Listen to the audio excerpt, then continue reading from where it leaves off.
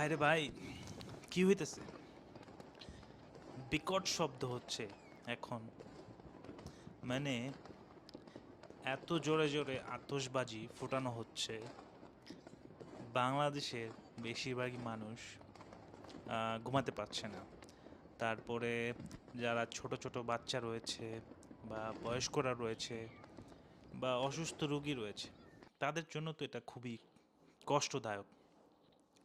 আর আমরা তো এইবার প্রতিজ্ঞা করেছিলাম যে এইবার অন্তত আতশবাজি ফুটাবো না।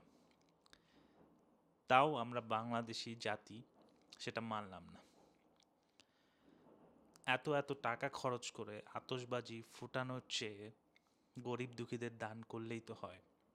বা আপনাদের নিউ ইয়ার পালন করতে এতই মন চাচ্ছে, যে টাকাটা আতশবাজিতে খরচ করবেন সেই টাকা দিয়ে ছাদে বসে ঘরোয়াভাবে আপনারা মুরগি রান্না করে, বারবিকিউ করে বা বিরিয়ানি রান্না করে আপনারা এনজয় করতে পারেন, আপনাদের কেউ মানা করে নাই। কিন্তু এইভাবে আতশবাজি ফুটিয়ে বিকট শব্দ করে পশু পাখিদের ডিস্টার্ব করে, বয়স্কদের, অসুস্থদের, ছোট ছোট বাচ্চারা, নবজাতক বাচ্চারা যারা জন্ম নিয়েছে, তাদের ঘুমাতে অনেক কষ্ট হবে।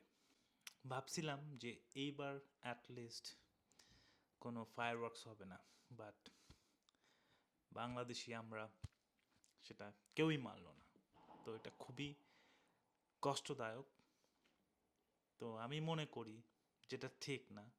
আর হচ্ছে মূলত বাংলাদেশে রাষ্ট্রীয় শোক ঘোষণা করেছে, সেই হিসাবেই অ্যাটলিস্ট এইবার বন্ধ করা উচিত ছিল। তো যাই হোক, এই ভিডিওটি বেশি বেশি শেয়ার করে দিবেন। আর হচ্ছে শুভকামনা, হ্যাপি নিউ ইয়ার, শুভ নববর্ষ আপনাদেরকে। ভালো থাকবেন, নতুন বছর ভালো থাকুক, ভালো কাটুক। আসসালামু আলাইকুম।